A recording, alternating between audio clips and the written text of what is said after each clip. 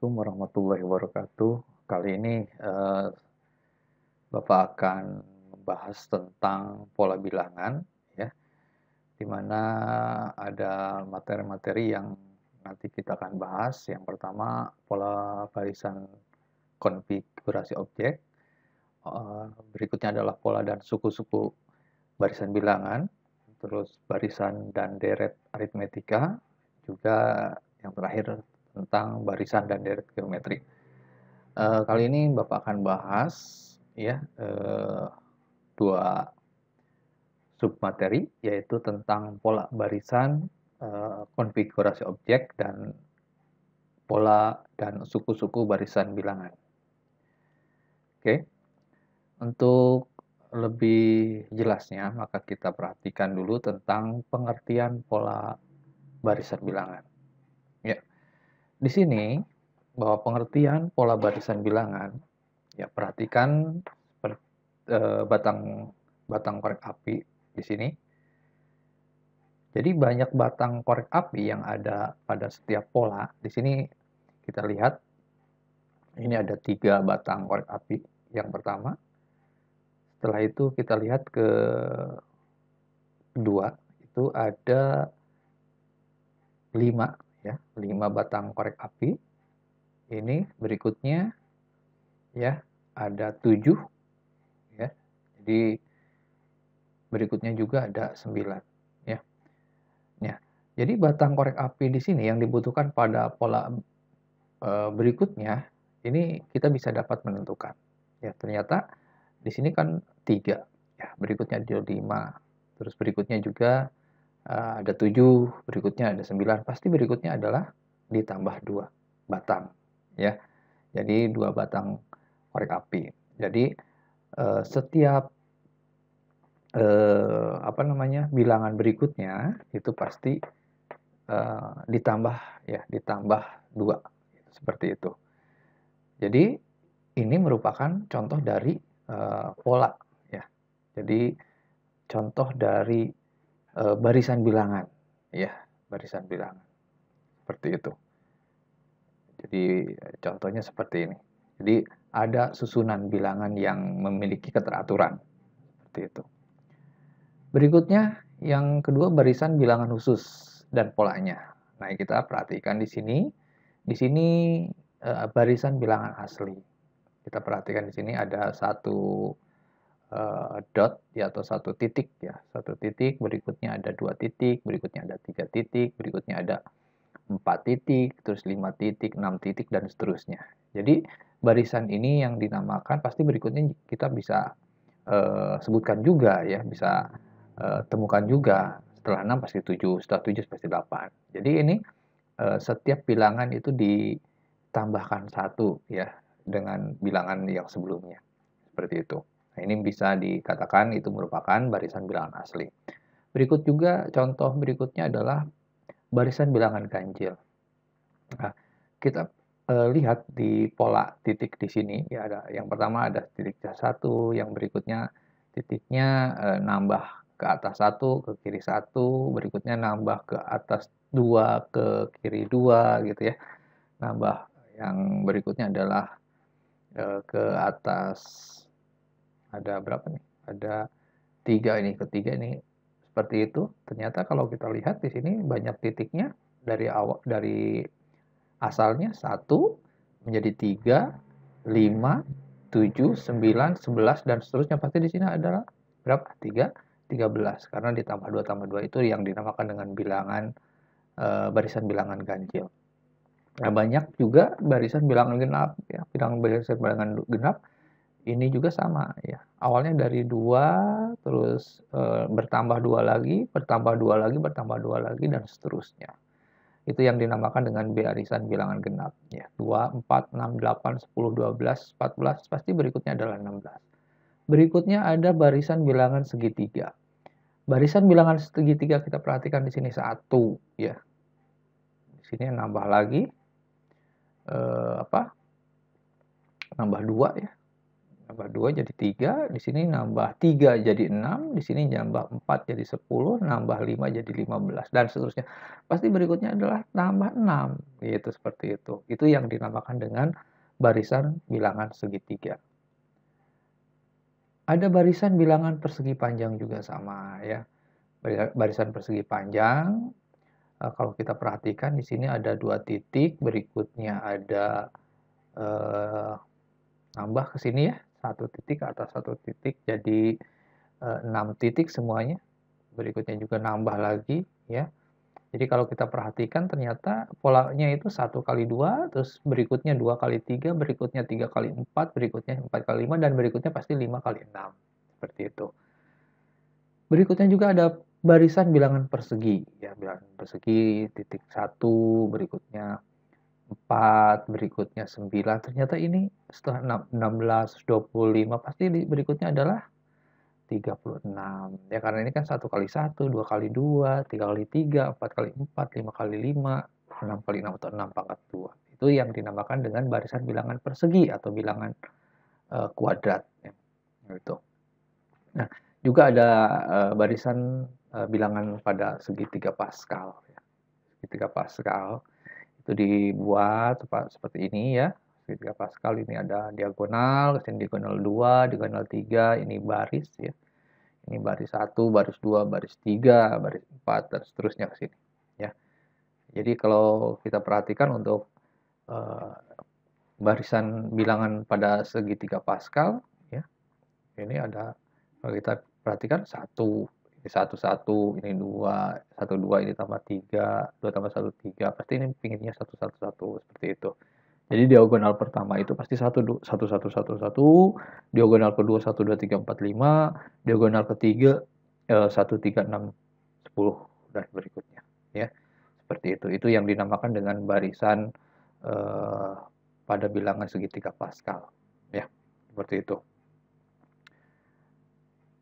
Jadi kalau misal kita perhatikan di sini 1 1 1 ini konstan, 1 2 3 4 5 ini bilangan asli, terus 1 3 6 10 ini bilangan segitiga.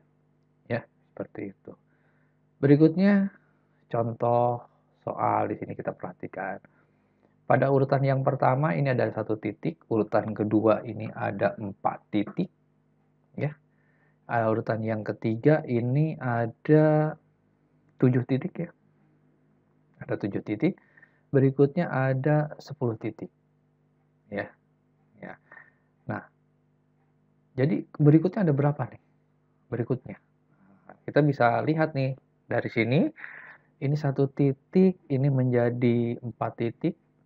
Jadi kita berikutnya misalkan kita buat di sini 1 ditambah 1 ya, kali 3.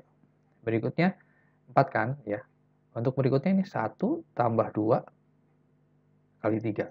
1 tambah 2 kali 3. 2 kali 3 kan 7. 6 tambah 1 7. Terus berikutnya 3 kali 1 tambah 3 dikali 3 jadi 3 kali 3 9 tambah 1 10. Nah, berikutnya kalau untuk ditanya pola yang ke-18 bagaimana? Ya berarti gitu. 18 itu kan dikurang 1 ya jadi 17. Jadi 1 ditambah 17 kali 3 ya. Seperti itu. 17 kali 3 sama dengan 51 ditambah 1 sama dengan 52. Seperti itu ya. Itu untuk pola barisan konfigurasi objek ya. Berikutnya kita masuk ke pola dan suku ya. Suku-suku barisan bilangan. Nah, perhatikan di sini yang kita akan bahas pertama adalah pengertian barisan bilangan ya. Nah, di sini kalau kita perhatikan ada barisan bilangan ya. Ada 1 3 5 7 ini memiliki 4 suku ya. 1 2 3 4 ya. Atau kita sebutkan ini suku yang pertama, suku yang kedua, suku yang ketiga, dan suku yang keempat. Ya, seperti itu.